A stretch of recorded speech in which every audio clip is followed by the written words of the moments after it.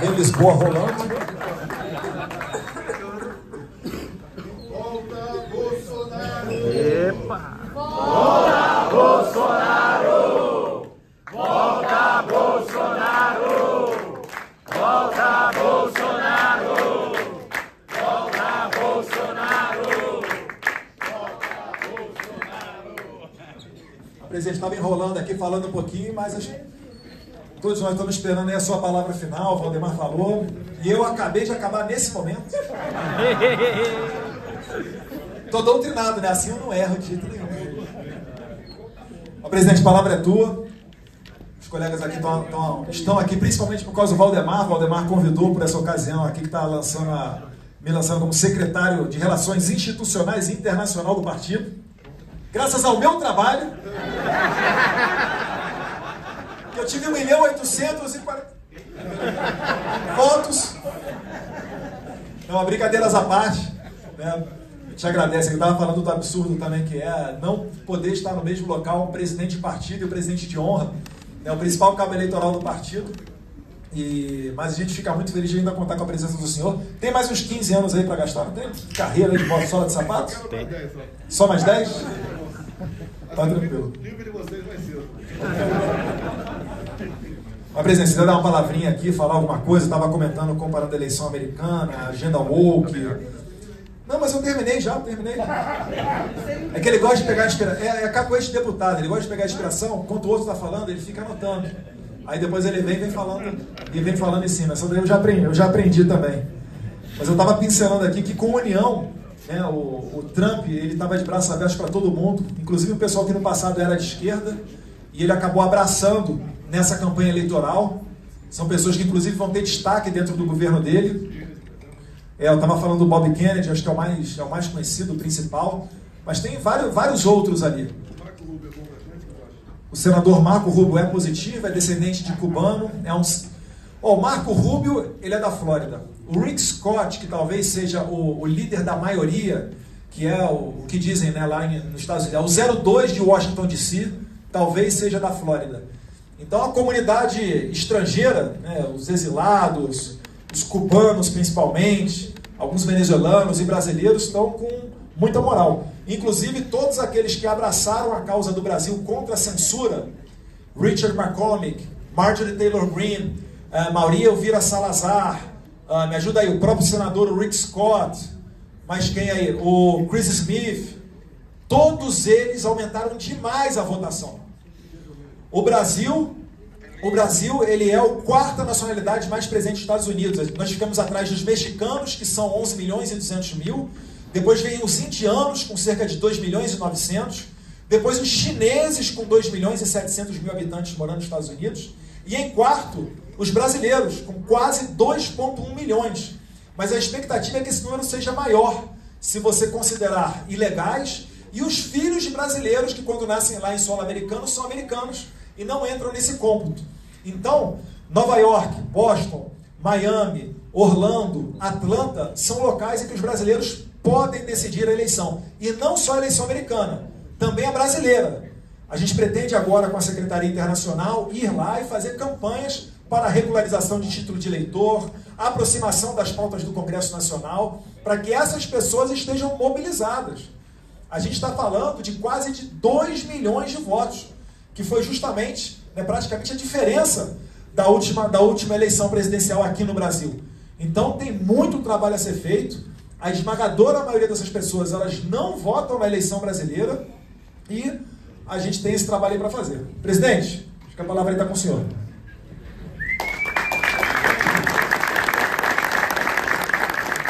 Boa tarde. Cumprimentos a todos. Nós estamos transformando a política pelo Partido Liberal, que está tomando forma, deixou de ser geleia, como outros partidos ainda são, nosso já foi no passado, e o que a gente quer é uma interação com o eleitor. Nós somos, durante a campanha, uma pessoa e depois também a mesma pessoa. Então isso está dando credibilidade para nós. Não teve algo para ferir, mas com toda certeza, proporcionalmente, o nosso partido tem o maior número de votos femininos, dado ao trabalho do PL Mulher por todo o Brasil. Bem, O Eduardo teve alguns dias nos Estados Unidos, eu pedi para ele ficar mais 3 dias lá, tratou de outros assuntos. Por quê?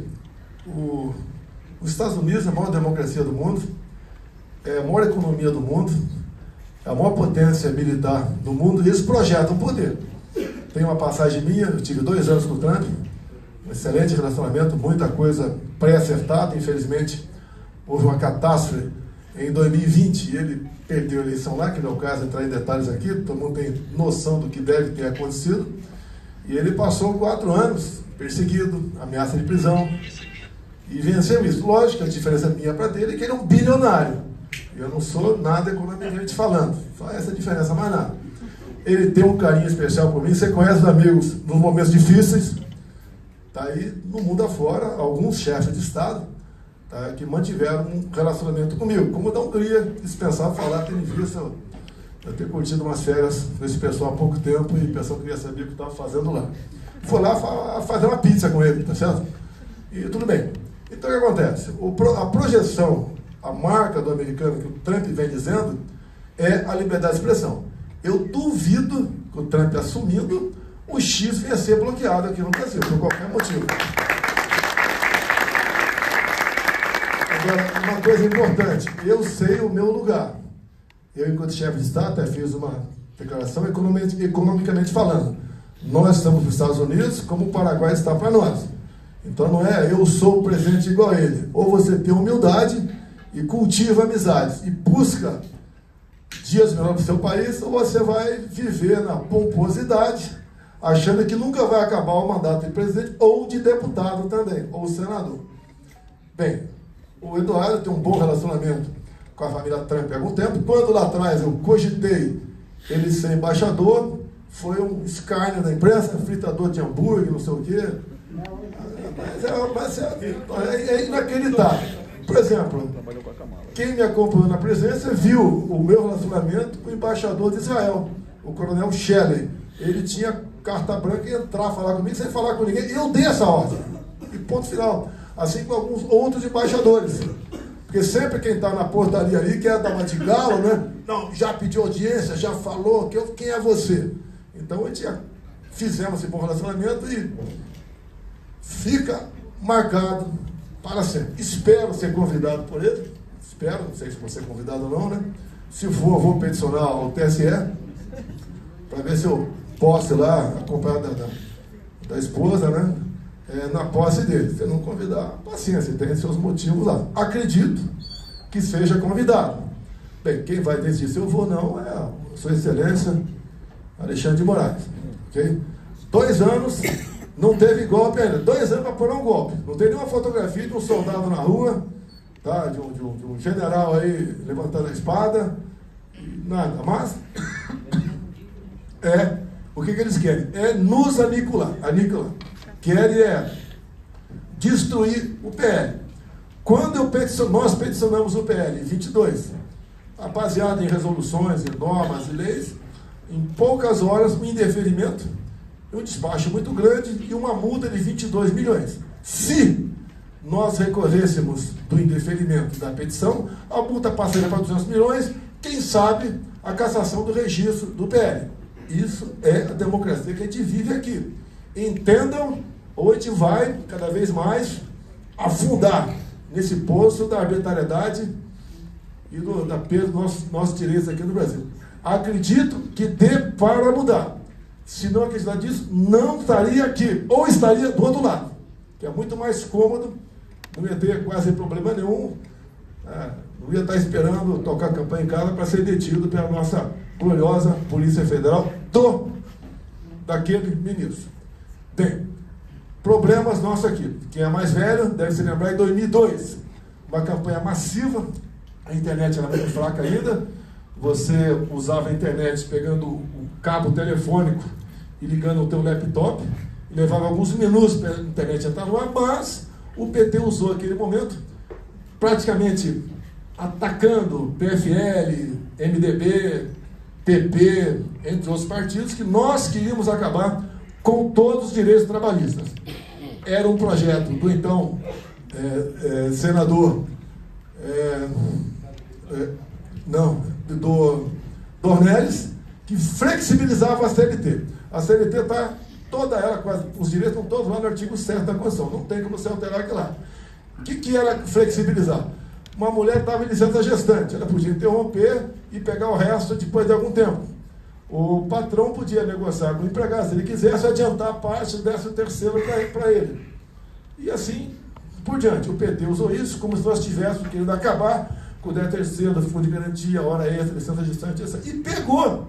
Porque o pessoal pegava na internet o nome dos parlamentares, entre eles eu, que havia votado para flexibilizar a CLT, que era uma boa proposta, dizendo que eu queria acabar com os direitos trabalhistas. Até em banheiro público no Rio de Janeiro tinha minha fotografia como o inimigo do trabalhador.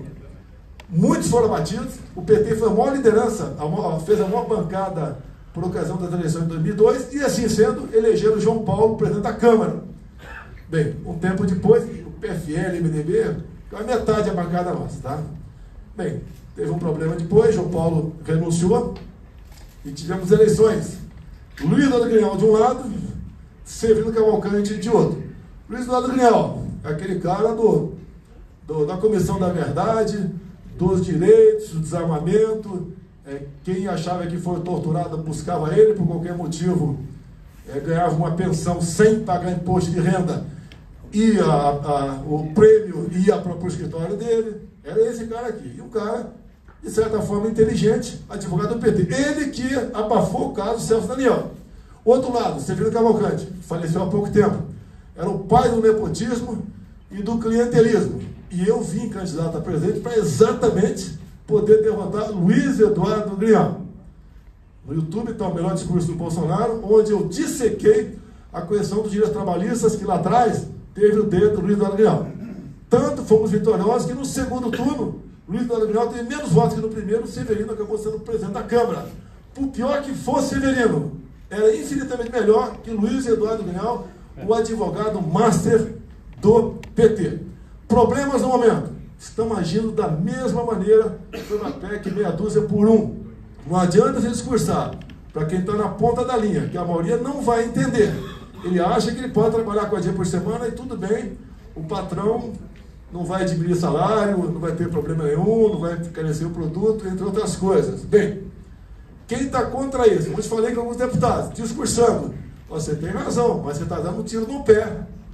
Você combate uma picada de cobra com peçonha. Então a PEC está aí, parece que conseguiu assinaturas. Quem quiser botar o peito para fora e fazer a coisa certa, vai se dar mal. E nós que pretendemos fazer uma grande bancada em 26, vamos levar uma pancada. E o PT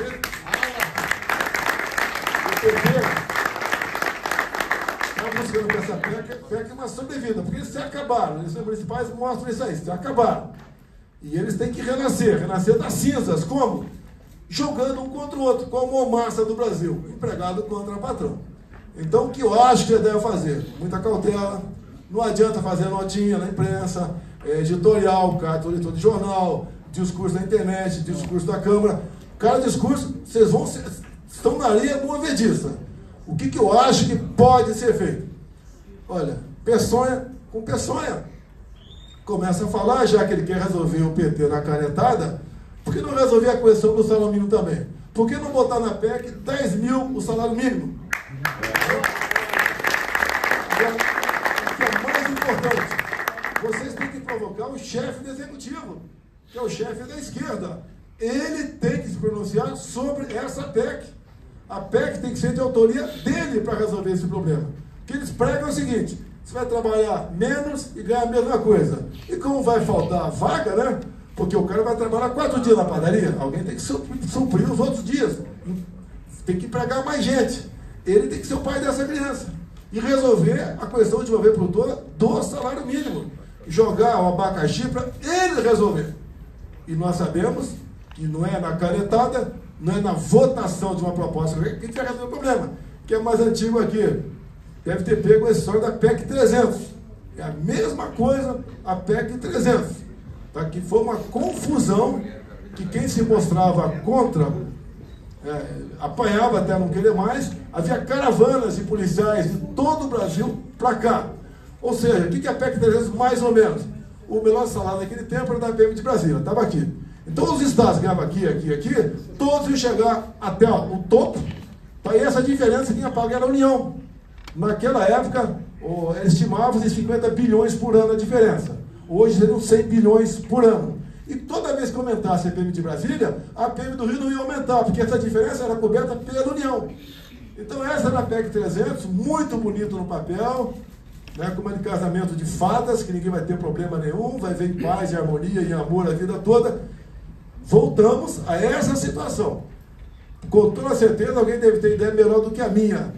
Raciocine, converse, não vão para a provocação, porque gente, está muito bem hoje em dia por aí, vai acabar sendo vaiado aí até em aeroporto, porque não aderiu à PEC 300, porque está contra, e porque está contra o trabalhador, entre outras coisas.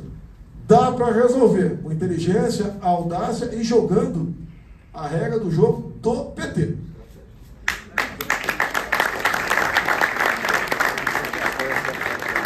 Aqui o jovem embaixador. Nós temos um partido realmente que é o partido mais rico do Brasil. Tem o Valdemar da Costa Neto, que não está aqui, deixar bem claro, se alguém estiver gravando aqui, mande o áudio lá para quem disse que eu não posso me encontrar com ele, ok? É mais um esculacho para cima de mim. Como, por exemplo, não posso, já sofri 3 buscas de apreensão, nenhuma por roubar nada, tá?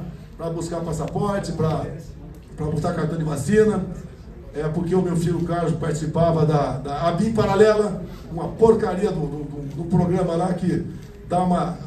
Se tiver alguém com o celular que tiver nesse programa da ABIN, de 100 a 1.600 metros, então pode ser que nenhum de vocês esteja aqui nessa sala no momento.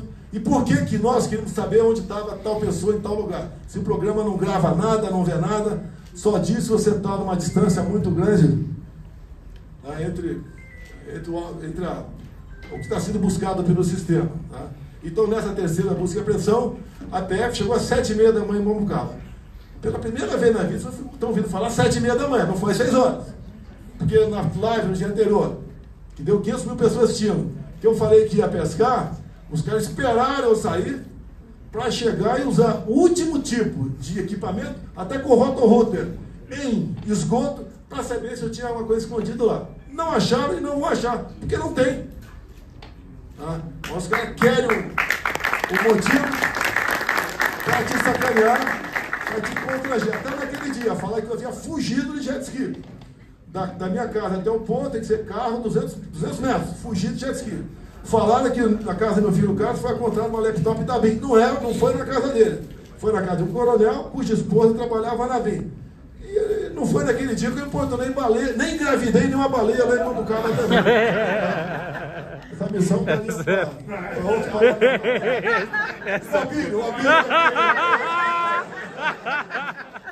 Pessoal, o mundo está mostrando a direita, tá? Não só é questão de identitária, é questão de emprego, é questão de prosperidade, é mostrar que o ser humano tem que buscar a solução para o seu problema e não ficar dependendo de algo do Estado. Estamos no caminho certo. Graças a Deus, Trump foi eleito presidente dos Estados Unidos. Graças a Deus, o Eduardo tem um bom relacionamento com ele. Também tem, melhor que tem ele, para nos ajudar. Eu recebi para vocês agora há pouco uma matéria aqui, não sei quem foi que fez, deixar bem claro, né? Dizendo que sugestão para o presidente, para o governo americano, que só aceite no futuro, logicamente, eleições na América do Sul e Central, limpas, transparentes e auditáveis. Tá? Que não aceite, por exemplo, afastamento por inelegibilidade de candidatos da oposição, como na Nicarágua, Venezuela, a Maria Corina inelegível por 15 anos, e aqui no Brasil. Qual crime eu cometi? Quando alguém perguntar para você, o cara está inelegível, qual o crime dele? Reunido com embaixadores ou com traficante no Morro do Alemão? Tá? A outra elegibilidade. Essa aqui foi abuso de poder político. Não ganhou voto. Abuso de poder político, você ganha voto. Embaixador não ganha nenhum voto. E não mostram, e a imprensa não quer, recomendo vocês lerem o Metrópolis, que gravei ontem, hoje lá, sobre o inquérito 1361 de 2018. Ali está o Carias e tudo aqui. A imprensa não quer ter acesso, o inquérito está aberto até hoje. Por quê? Acusação de fraude em 2018. Por que apurou-se fraude em 2018? Porque eu ganhei? Ninguém falou em fraude agora. Falou em certas questões técnicas. Não tem apuração. Tem até multa para quem peticiona o tribunal. O que está acontecendo? Nós temos como solucionar esses problemas. É a nossa união. Que não apareçam mais, pelo amor de Deus, intergalácticos. Tá? Porque está cansado disso. Agora que é a nova direita. A nova direita. É o limpinho. Pô, eu me queimei, por exemplo, por algumas pessoas, né, lá em São Paulo, quando eu decidi pelo senador Marcos Pontes. O Marcos Feliciano não gostou, ficou chateado comigo, é o direito dele. Tá, continuamos amigos, mas senti que ele ficou chateado. Também a Carla Zambelli estava bem naquela época, ficou de fora, não gostou também. E por fora, tinha a intenção de se procurar a Gina Pascoal, ficou de fora. Botamos o Marcos Pontes. Bem, me desgastei, me queimei com as pessoas, tá, atrasou um pouquinho, tudo bem. Mas detalhe, nós agora, no Corretiano, resolvemos, o ano que vem, né, apoiar o Davi Alcolumbre. Não queremos mais senadores zumbis no Senado. Não adianta lançar de novo o Rogério Marinho e perder e ficar sem nada. Nós brigamos pela CCJ, muito difícil, mas estamos brigando ao apoiar o Davi Alcolumbre a primeira secretaria. E nós poderemos então, deixarmos de sermos zumbis dentro do Senado Federal. O próprio apoio no passado do nosso Lira permitiu a Carol de Tone estar lá na CCJ, por exemplo, o Nicolas está lá na educação, e o Brasil todo. Fizemos o possível, só lançamos candidatos em 1/3 de municípios pelo Brasil. Tinha município que não tinha nome, então não lança. Tinha município que tinha um nome até razoável, mas outro cara de outro partido estava com 80% de aprovação. Não vamos brigar com esses caras, vamos trabalhar junto, não lançar candidato. Não se lançar, não vamos nos empenhar para eleger ninguém lá. Ou seja, conseguimos em todo o Brasil que a direita, mas desse um banho na esquerda. E município onde não tinha ninguém do PL, o pessoal que gosta de nós, nos acompanha, não votou no PT, votou no PSD, votou no PP, no PR, entre outros partidos que vão ser aliados nossos. E eu peço, eu já falei aqui, o Intergaláctico, que é o limpinho, que fala, quando se fala de centro, ele fica com nojinho, imagine esse presidente da Câmara. E você vai ter que ter apoio do parlamento. Lá são pelo menos 300 no tal centrão. Vocês vai apoiar. Você vai ignorar o centrão. Vai pegar os 200 para o outro lado. Ali, PT, PCdoB, PSOL vai apoiar. Como é que você fica? Me dê a solução que a gente muda de direção. Esse jogo ó, São Paulo, não se discute mais. A decisão veio de cima, é o Nunes, me deram a vice, Coronel Belo Araújo, jogamos o ar em São Paulo. Aconteceu em Curitiba, aconteceu em Porto Alegre, entre outros municípios, que nós ficamos com a vice. Nós fomos os mais votados nos municípios com mais de 200 mil eleitores. O PL está gigante. Ninguém esperava isso. As emendas são impositivas.